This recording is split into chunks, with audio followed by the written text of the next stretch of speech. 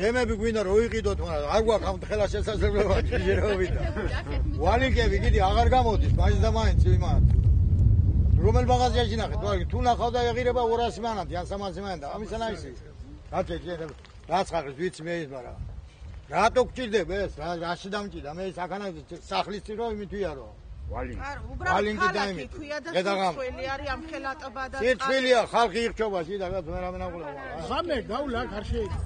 მივმართეთ რამოდენიმეჯერ ჩამოიარეს განცხადებაც ბევრჯერ დაწერეს, მოვაწერეთ ხელით, მაგრამ დღემდე არავის ყურადღება ყურად არ მიუღია და არავინ არ მოუწევია ყურადღება.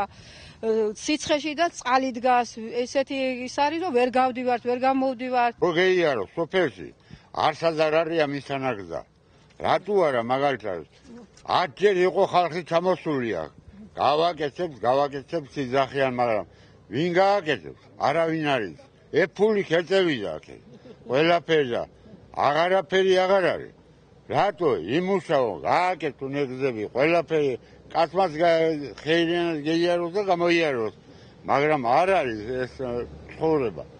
ასე ცხოვრება არა.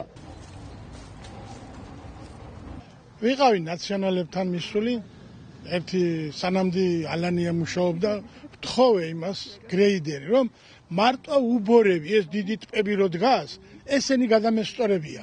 ხო და იმან მე ასეთი პასუხი გამცა, რომ ამ წუთში საწვავი არ გვაქვს ჩვენ, არ გავაჩნი არაფერიო და რო გამიჩნდება საწვავიო, მოდიო და გაგატანო. მივედი მეორედ, არც მაშინ არ მოაჩნდა ერთი 3 კვირის მერე მივედი.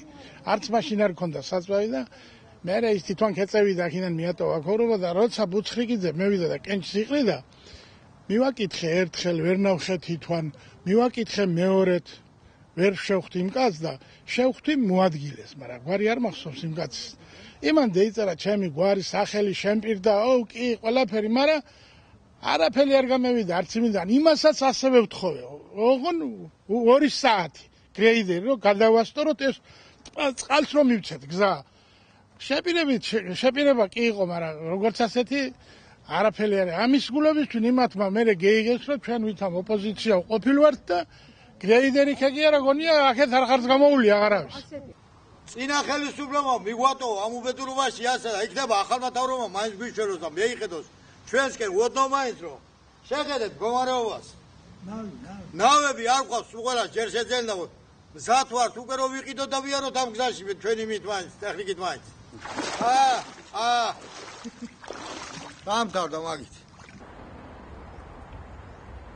ბუნებრივია გასაკეთებელია ეს ქუჩა, თუმცა როგორ გითხრათ, თქვენ ბძანეთ რომ აცხადებს მაცხოვრებლები რომ მივაკითხეთ შესაბამის სამსახურებს და არ მიიღეს ომები, მე ვერ გეტყვით ვის მიაკითხეს, ალბათ შეიძლება გამგეობას მიაკითხეს.